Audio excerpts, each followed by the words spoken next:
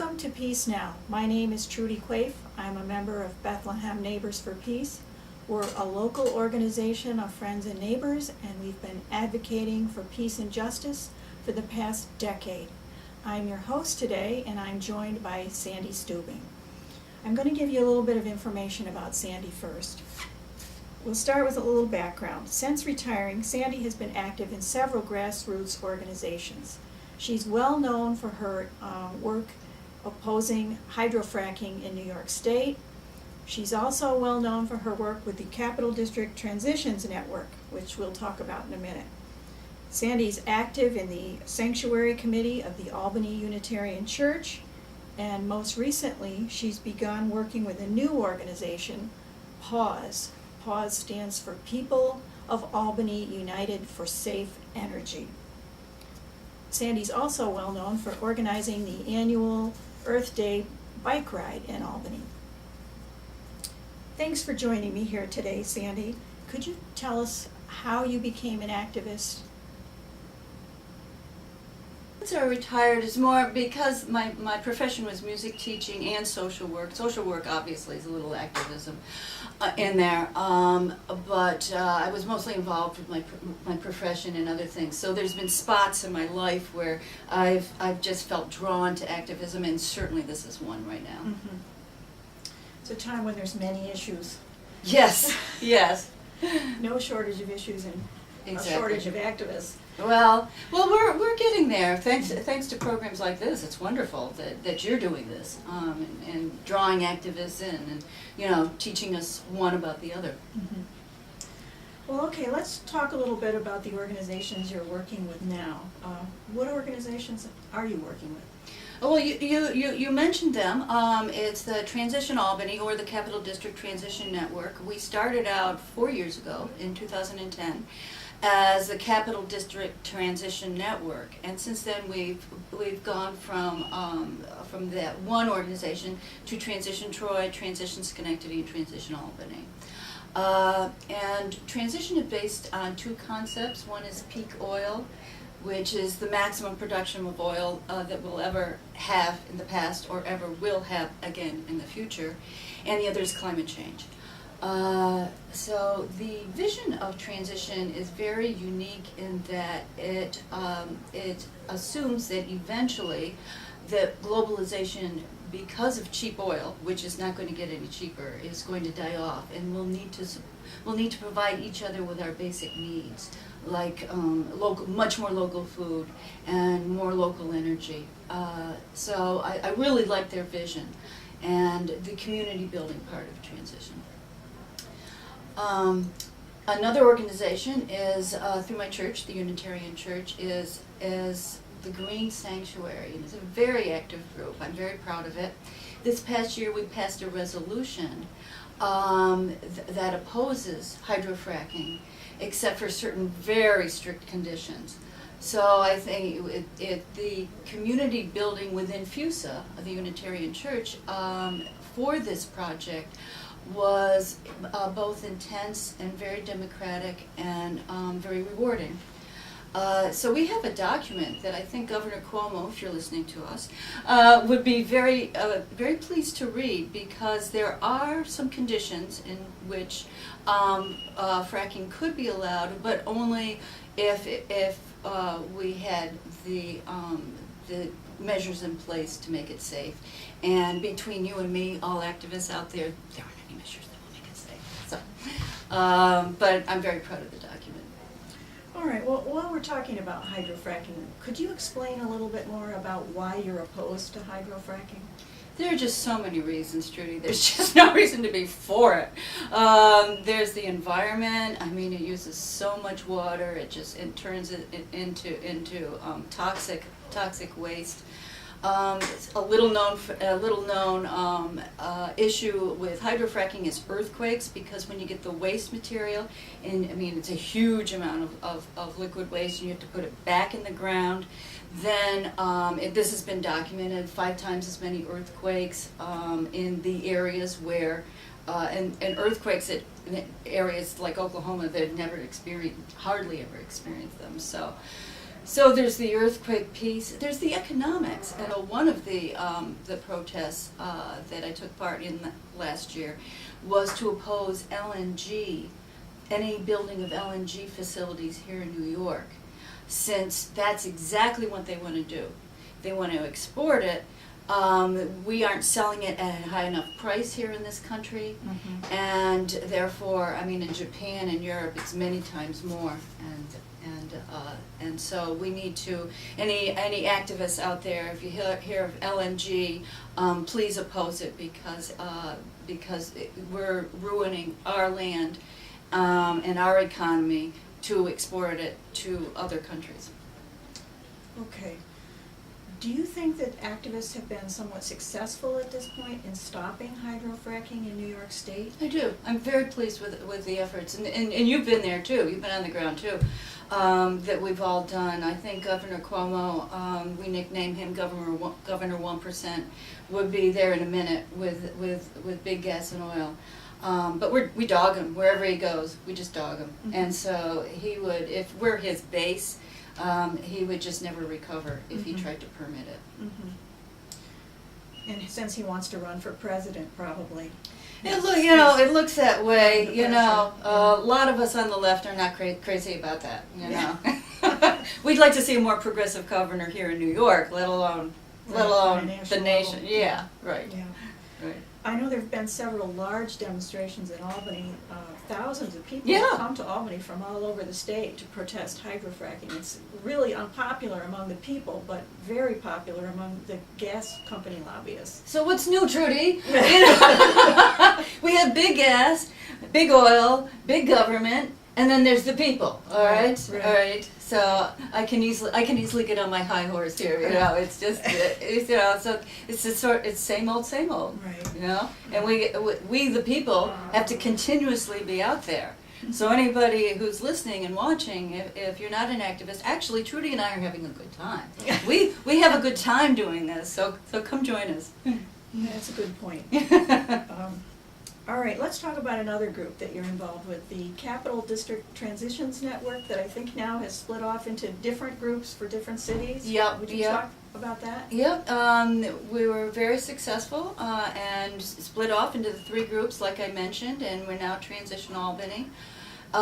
Transition Albany is mostly focusing on food, local food, because like I mentioned, one of the visions of the transition, it's a global network.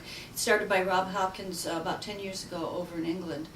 So there's many transition towns all over the United States, and Transition Albany is focused a lot on local food, because at some point, maybe sooner rather than later, globalization that we have now is going to pass, and we're going to have to relocalize, and that might not even be a term in Webster's. We're going to have to relocalize our basic needs so that we can provide for one another the food, the solar and the wind technology, geothermal, entertainment. Instead of bringing people up from New York, from Broadway, we'll have our own local plays and our own local courses, which we do now anyway, but that's going to become bigger, whereas anything that relies on oil is going to become smaller, less frequent. And that's the result of peak oil. Peak oil. Which, Right. Would you want to say anything more about that? I'm not sure people know what that is. Okay. I sort of want to explain, highly related to peak oil is a concept called energy return on energy invested. And what this means is that, I'll just explain to you. Back in 1930, you could take the equivalent of 1 barrel of oil and invest it and get back 100 barrels of oil. It was so, because the oil was like right there, right underneath the surface of the ground. You stick a straw in, of course I'm exaggerating, and the oil comes out, right? We've seen pictures of this, all right? So the amount of effort and expense that it took to get this oil was extremely minimal. The ratio was 101 to 1. You invest the equivalent of 1 barrel of oil, of energy in, and you get back 100. Now fast forward to 1970, that was 1930s. Fast forward to 1970, the ratio is now 30 to 1. which is still very good. If you think of oil like money, it's still very good. Mm-hmm. So you invest the equivalent of 1 barrel of oil, all right, and you get back 30. It's still fine. But remember, we're coming from 100 to 1. Right. 1970s, 30 to 1. In the year 2000, the ratio was 11 to 1. Right now, the tar sands and the Bakken, the fracked oil, maybe the listeners and viewers don't know, but you can also frack for oil as well as fracking for gas. Mm-hmm. So the fracked oil out in North Dakota, that ratio is no more than 5 to 1. And our society, to just finish that point, our society cannot exist on a 1 to 1. It has to be either 3 to 4 because we're so sophisticated. Most people aren't farmers. Most people aren't energy producers. We do other things like put on television shows. So our society, we cannot go down to the ratio of 1 to 1. It has to be more than that, and it probably is something like 5 to 1. We're probably there. Mm-hmm. At the limit of what we can descend to. Mm-hmm. So there's oil there, it's just getting harder and harder to get it, and the quality of the oil is not as high as it was. Exactly, and the quality of oil, if you don't mind me segueing into the Bakken and Yes, these let's oil talk about trains here. Yes, okay? let's talk about the oil trains. This is the issue that I think is really most important right now for us to talk about, because I don't think a lot of people know about it. This is a new issue for It is a Albany. new issue. And Sandy's involved in this new organization, PAUSE, and anybody who's driven down 787 has seen these giant oil tankers sitting there right along 787. But there's what they're carrying is oil that's probably flammable, that is flammable, very flammable. Very And flammable. there are all sorts of issues for the local residents and for the greater capital region. Absolutely. So could you talk a little bit about that? Oh, I'd love to talk about that. I hate it, but I love to talk about it. All right, so as I just said, out in we have come to the point where the easy to get oil and the easy to get gas, the easy to get fossil fuels are no longer easy to get. So we're spending a lot more time, a lot more money, and spending a lot more of our natural resources like fresh water and fresh air getting these things. So while many of us were busy protesting as we should have been, as I'm glad we did do, protesting the fracking that's going on in the southern tier of New York State, that we don't want, that it's not going on, but we don't want to permit in the southern tier. These oil trains started coming in, and I wasn't paying any attention. A lot of people weren't paying any attention. It's less than 2 years that these 100 tank cars, very fragile tank cars, filled with very flammable and corrosive fracked oil from North Dakota. Mm-hmm. So they're fracking out in North Dakota, this oil, all right, and it's highly flammable. What's happening is, of course, the oil and the gas companies are very circumspect, and they won't share any information. But nevertheless, scientists have forged forward and found out that the propane content, in particular propane gas content, because when you frack for the oil, the natural gas is down there too, and it all gets together, all right? So this oil is highly flammable. If you compare it to the crude oil like over in Saudi Arabia, it's 3 times as much. It's flammable. So people compare it to gasoline. Like one specialist said, you can just take this oil and put it doesn't need refining, just put it in your car. So we have hundreds of these tank cars coming into Albany every day, which are then offloaded. Some of them actually still stay in the train and go down to New Jersey, but others are offloaded into barges and ships, which can also, have their hulls pierced. And now we're talking about the death of the Hudson that we've worked so hard to recover. So we can talk about the Hudson and endangered species. We can talk about environmental justice in the communities that are feet, a couple dozen feet away from these oil trains, daycare centers, and the explosion in them, they've exploded 4 times in the past 9 months. So they can easily puncture. The flammable gas, as it escapes, and maybe there's a spark, there's on the average of 1 derailment of some sort of train every single day in the United States, the average of 1. So then the sparks fly, the oil catches on fire, and it's like a rolling napalm of fire. And in one incident, unfortunately, up in Canada, a town was destroyed, 47 people were vaporized. They just no longer existed. I've read about that. I remember, I wrote this down. I thought it was so startling. 30 buildings were leveled, and 1.5 million gallons of oil spilled. Yeah. Yeah. And the spills, it was a huge accident. Similar train, right? Similar to what's going through Albany. Exactly what's going through Albany. Exactly what's going through Albany. And so that's why some of us activists have thought to, have just, we turned our heads, okay, so there's the southern tier, and I love the southern tier, but a lot of us have just gone, oh my God, it's here. Yeah. It's not just in the southern tier, it's here. And so a lot of us are quite involved in getting rid of them. First of all, not expanding, but secondly, getting rid of the oil trains. Mm-hmm. Tell us a little bit about PAWS.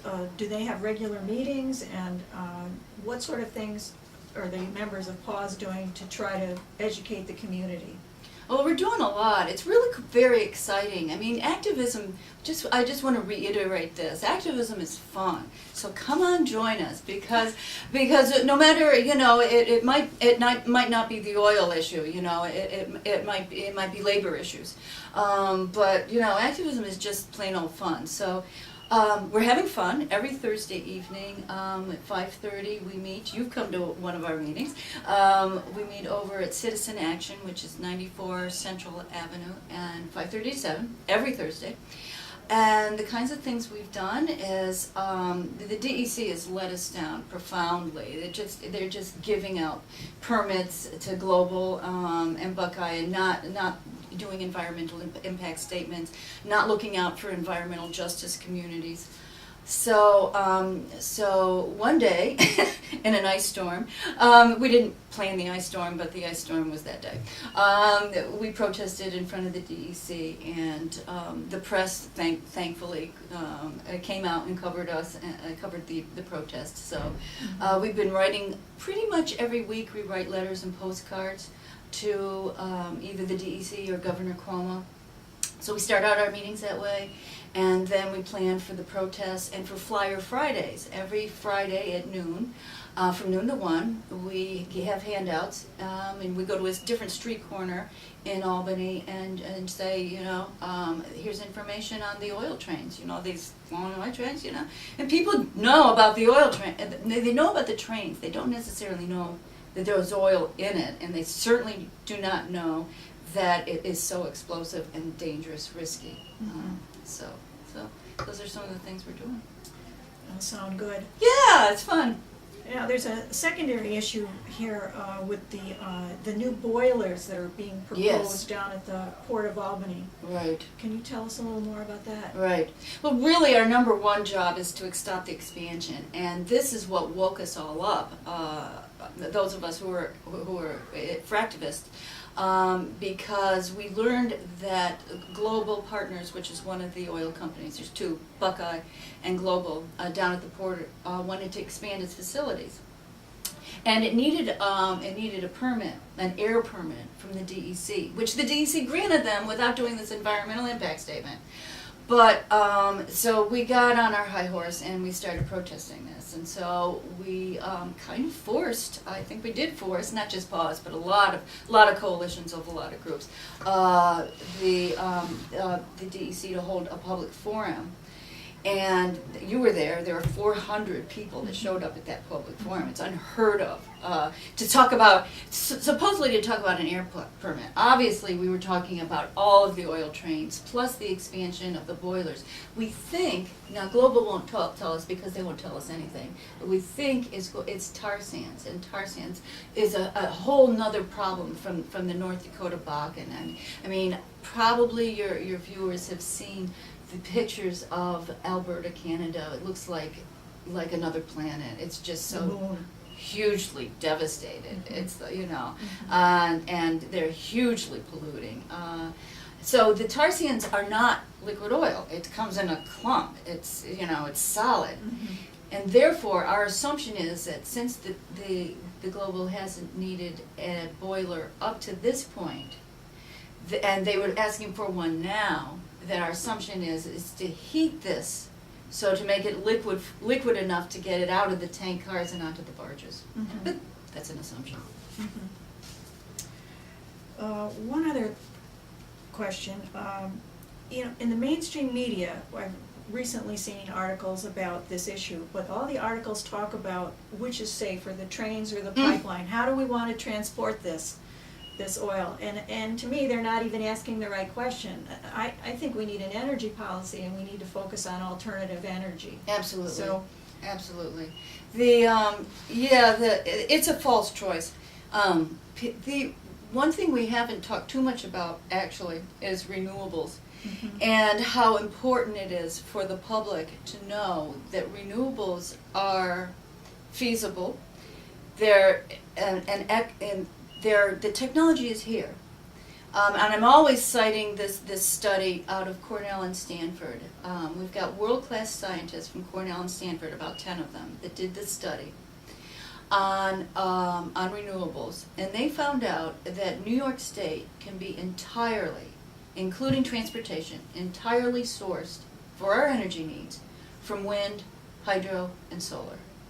The only thing we might need oil for, and that's a maybe, is like synthetics, okay, or plastics.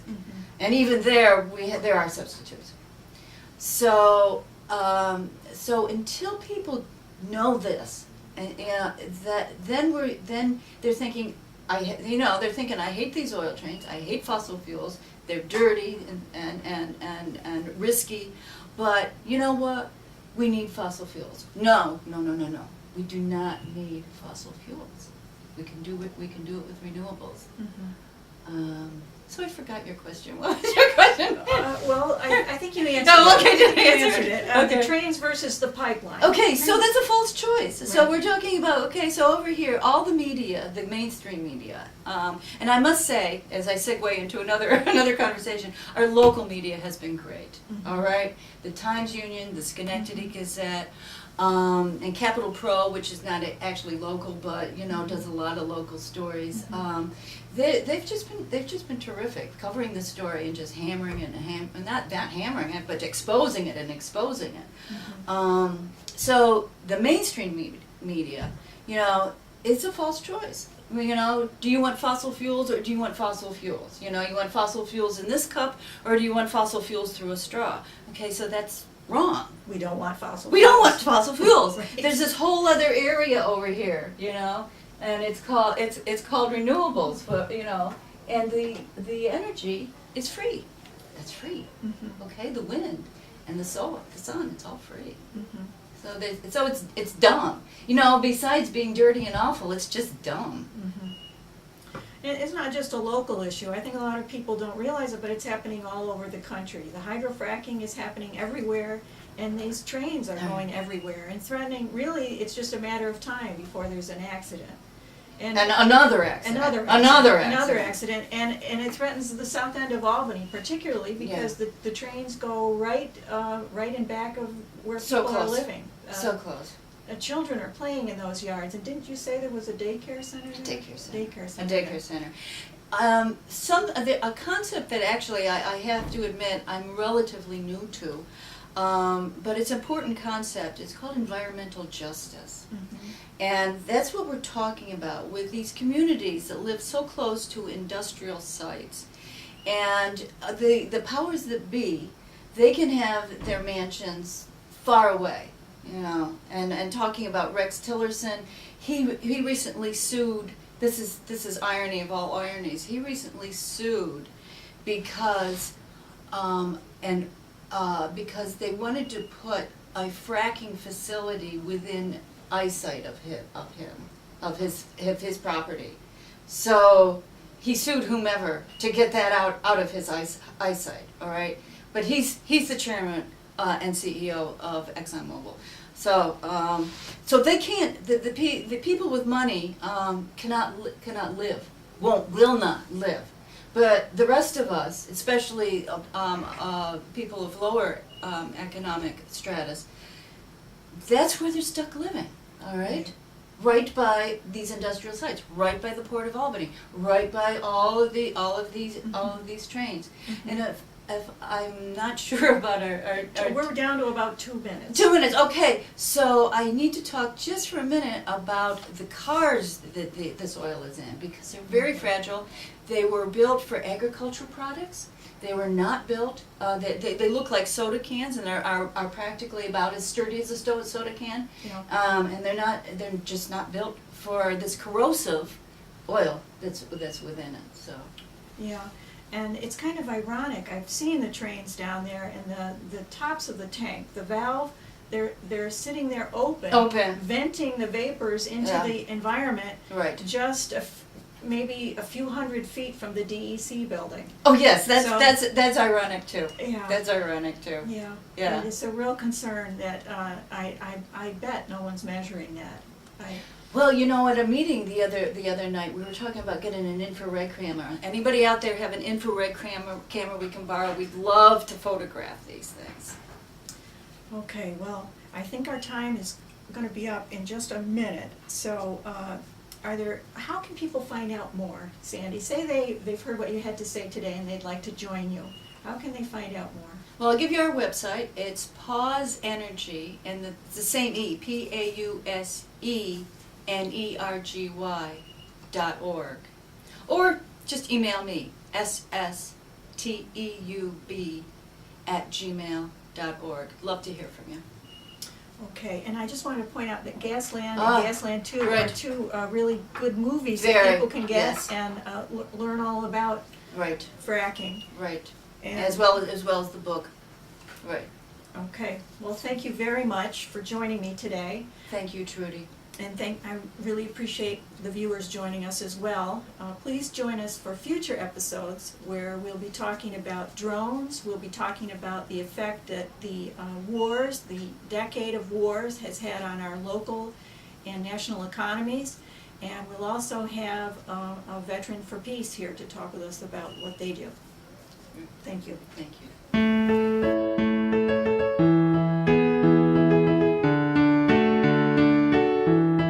Bring them home, bring them home, bring our parents, our children home, from the dust of Afghanistan back to our arms, bring them home.